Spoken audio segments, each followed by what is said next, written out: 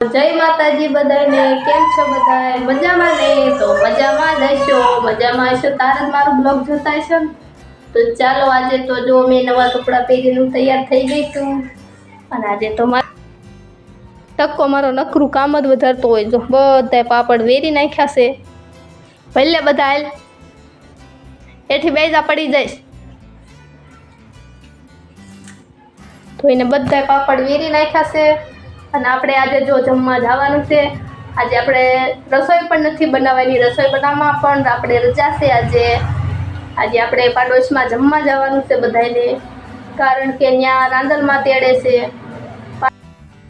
તો આજે જમવાની વાર છે તો અમે નવરા થઈને બેઠા છીએ. ધીંગો જો મારો મેકઅપ જ કરે છે. એને મને લાયલી કરવાનો બહુ શોખ છે. જો બોલીને લાયલી કહી દેશે. હા, એને ન કરાય. તમારે ગોલી પણ ભૂખ્યો થયો છે એટલે આળોટે છે. એટલે ઢીંગાને મારે બહુ મેકઅપ કરવાનો શોખ છે. બગાડમાં ઢીંગો ગોલીને લાયલી કહી દેશે. તો એ જમવાની વાર છે તો મેં બેઠા છીએ. સુધી તો ગોળીઓ બેહારી છે. A few moments later. રાંદલમાના દર્શન કરી લીધા છે મેં ઢીંગાએ.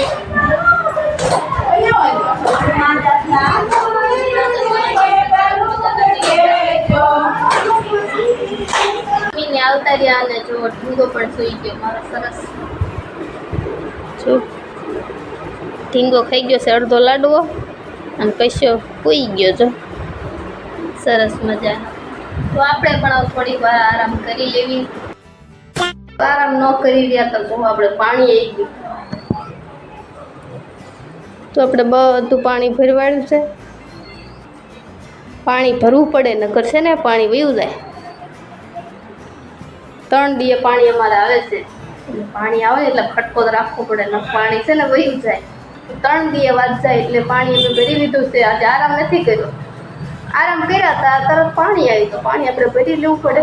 2 hours later. તૈયાર થઈ ગયા છીએ ને હવે જાવી છીએ મંગલપુર મેલડીમાના દર્શન કરવા. સાહેબને રજા પડી ગઈ છે તો મને કે હાલ આપણે મંગલપુર જઈ દર્શન કરવા. અને આજે હું રવિવાર રહીશું મેલડીમાના તો અમે જો દર્શન કરવા જાવી છીએ. તૈયાર થઈ ગયા છીએ. જો અમે મંગલપુર પહોંચી ગયા. મેલડીમાનું મંદિર છે. તો આજે રવિવાર છે.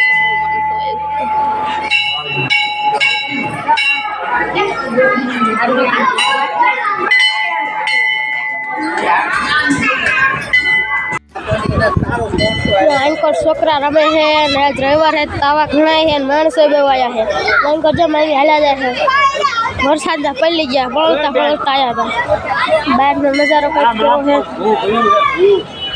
A few moments later. तो मंगलपुर थी आवता રહ્યા અને વાગી ગયા હવા 7 તો રસોઈ બનાવવાનો ટાઈમ થઈ ગયો છે. મોડું થઈ ગયું છે. જો મકાઈ ડોડા લાયા બરવાળેથી તો રસ્તામાં વરસાદ ભેગો થઈ ગયો તો જો આખા પલ્લી ગયા છે. ઢીંગો મારો પલ્લી ગયો.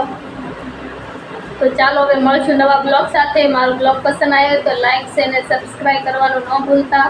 તો મળશું હવે નવા બ્લોગ સાથે. જય માતાજી.